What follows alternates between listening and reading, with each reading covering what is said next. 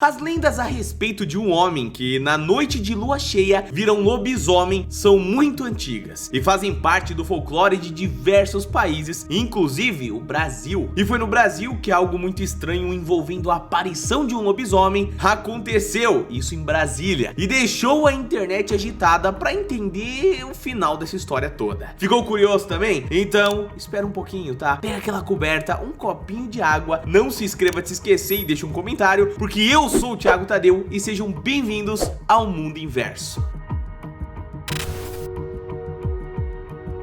Um caso muito assustador e no mínimo estranho foi registrado em Brasília em 2020. No vídeo, nós conseguimos ver uma figura animalesca andando de quatro nas sombras, perto de um matagal. O registro foi feito dentro de um carro em movimento, que após ter a visão do monstro bloqueada por uma árvore, se surpreende quando revê o ser que antes estava andando com quatro membros no chão, como se fosse um cachorro de fato, e agora estava caminhando como um ser humano, uma pessoa normal. As imagens que circularam na internet chamaram a atenção de muita gente, que ficou se indagando se a figura era de fato um lobisomem ou não. Mas antes de eu te contar o que aconteceu em Brasília, eu preciso primeiro te contextualizar e falar sobre a origem das lendas sobre o lobisomem e como elas chegaram até nós, sendo representada até hoje em filmes e séries que envolvem essa mitologia, né?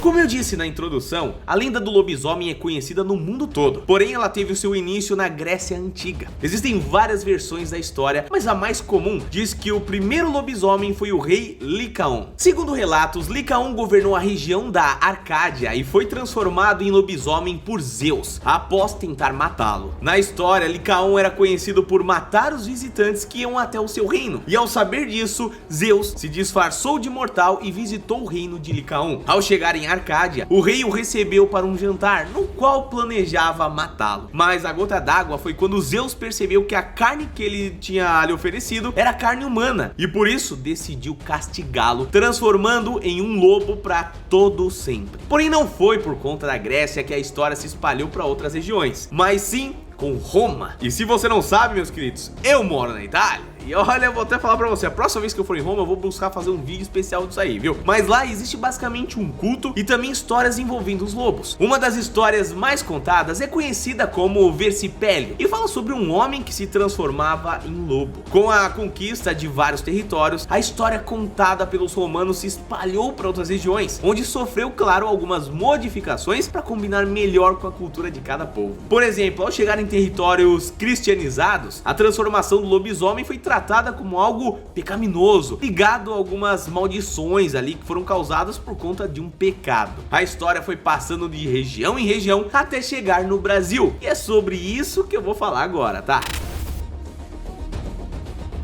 Antes de chegar no Brasil, a lenda tinha se espalhado entre os portugueses, que criaram várias versões do que de fato transformava alguém num lobo, não é mesmo? Para uns, o lobisomem era um homem bem magro, de orelhas pontudas e nariz avantajado, e se transformava porque era praticamente ali predestinado a isso. Segundo a história, isso acontecia com o primeiro filho homem após o nascimento de 7 mulheres. É muito específico essa história, né? Para outros, a transformação acontecia como uma punição por conta de um ato pecaminoso. Por exemplo, acreditava-se que aqueles que eram nascidos de incesto seriam lobisomens, e também aqueles que praticassem algum ato hediondo ali seriam amaldiçoados e se transformariam para sempre em um lobisomem. Seja como for, a história foi trazida para o Brasil junto aos colonos portugueses, e nós a adaptamos para ficar do nosso jeitinho, né? Como em Portugal, no Brasil também existem diversas versões dependendo da região que você estiver. Por exemplo, no norte do país, acreditava-se que o lobisomem era um homem de saúde frágil, anêmico. Por isso, ele se transformava em lobisomem e ia atrás das pessoas para se alimentar do seu sangue. Porém, em vez da transformação acontecer somente em noites de lua cheia, a galera acreditava que ela acontecia nas noites de quinta-feira para sexta-feira, bem diferente da versão que conhecemos hoje, né? Já no sul do país, o povo acreditava que o homem que se transformava em lobisomem era fruto de um incesto. No interior de São Paulo, por exemplo, a história era de que o lobisomem invadia as casas para se alimentar das crianças, principalmente aquelas que não eram batizadas. Em cada versão da história existem diversas formas de curar ali o lobisomem, sendo as mais convencionais o uso de uma bala banhada com cera de vela